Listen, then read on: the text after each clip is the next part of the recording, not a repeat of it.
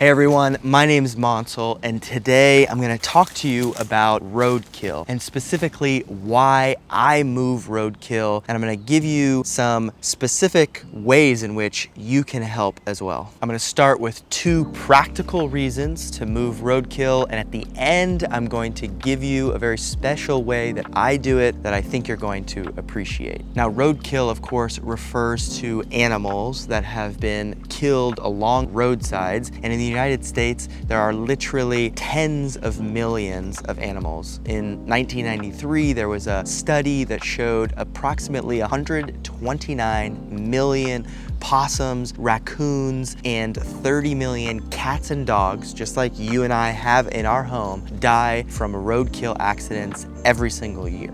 Reason number 1 to move roadkill is to prevent more loss of life. Nature is incredibly wise, and nothing goes to waste if an animal dies by the side of the road. For example, I live in Texas. I drive in the most densely populated whitetail deer state in the country, which means oftentimes on the side of the road there are dead whitetail deer. But these deer are consumed by many different animals. Specifically, you've probably seen vultures on a deer carcass before, and these vultures are helping to recycle the nutrients that are part of this deer. The problem is sometimes these vultures become victims themselves if the deer is too close to the road. And I have seen unfortunate scenarios where there are deer carcasses or other animal carcasses and multiple vulture carcasses nearby. Now, the truth is, we as humans make so many compromises in order to prioritize our way of life. And there are so many highways, there are so many streets where animals currently cannot cross. And until we decide that we're going to invest in wildlife overpasses in a more regular and consistent basis, it's really up to us to honor these animals by moving them and protecting some of the scavengers of the world from being hit as well. Reason number 2 is meat. This might sound odd to some people, but there are millions of deer, elk, and other delicious species that are dying in collisions every single year. It will take some specific knowledge, which I'm happy to share in another video, when an animal is past its prime from a meat harvesting perspective, and some of you may not feel that adventurous, but if you can get through some of the hurdles of knowing which animals are ready and knowing how to butcher an animal, then you can actually harvest a ton of high quality, highly nutritious meat from these collisions, especially if you are the one who's running into the animal. I can share, as a hunter who has hunted for the last 5 years and takes hundreds of people hunting every single year, I was lucky enough that last year I didn't even have to hunt personally because there was so much roadkill meat that I could personally acquire. And it's delicious, it's no different than an animal that I was hunting, and it is a practical way of helping harvest meat when these animals die by the side of the road. Just a caveat on that, if you are going to seek to harvest meat from these roadkill animals, just make sure you know the laws of your state. Every state has different laws, and unfortunately some states have technically outlawed harvesting of meat. A couple points about the illegality here. 1, my belief is I answer to a higher power, and so if there is a dead animal that I have hit, I feel I know where it has been killed, I know how it has been killed, and I know that the right thing to do is to harvest that meat. Number 2, there is a very nice loophole that I can suggest basically every time. Call a game warden.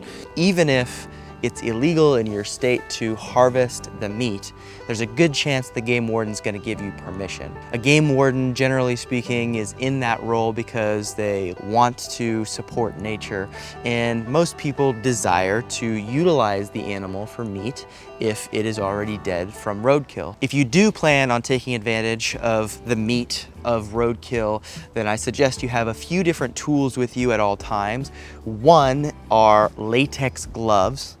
2, a Havalon skinning knife, and 3, I have a Dr. Bronner's hand sanitizer, which is organic after the fact, because sometimes moving these animals can be a bit dirty. Now, if you want to take your moving of roadkill as almost a spiritual practice beyond the practical value of saving other animals and harvesting meat, then you can move it by saying a prayer, by making some type of offering. Personally, it is a very important practice to remember these animals and all life is sacred. Many of these animals have families. They have deep, complex, emotional relationships that we don't fully understand. If you can imagine just an example of a mother fox that is seeking to feed its baby kits, and in order to feed its babies, it must cross some roads, and that fox can sometimes die in those situations. And that is a story that plays out millions of times. And if you really sit with what that's like for you to witness in your imagination, it is a pretty heartbreaking experience. Just as we humans honor the dead, we can take it a step further and honor these animals. And I like to move the animals, saying sorry, speaking to the animal directly, maybe putting it in the shade, and basically letting the animal spirit know that I am sorry for all of humanity. One thing I have started to do in the past few months is finding beautiful flowers and other natural components in my environment to create a little bit of an altar, a beautiful expose for this animal to say goodbye, a way for the animal who died, typically in a fashion that happens without much care or regard, and really bringing some intentionality. And a woman named Amanda Stronza has really pioneered this art of taking roadkill and telling these beautiful stories with flowers and a beautiful array. So that is an invitation to you for those who want to go the extra mile, even just having the intention of apologizing for this animal's life so that we can have the comforts and the convenience of driving, is a way that you can love the earth and relate in a more loving way. But the point is to give the intentionality, to give the love to these animals. And even if it can't be measured, even if it's not quantifiable, just know that it does matter.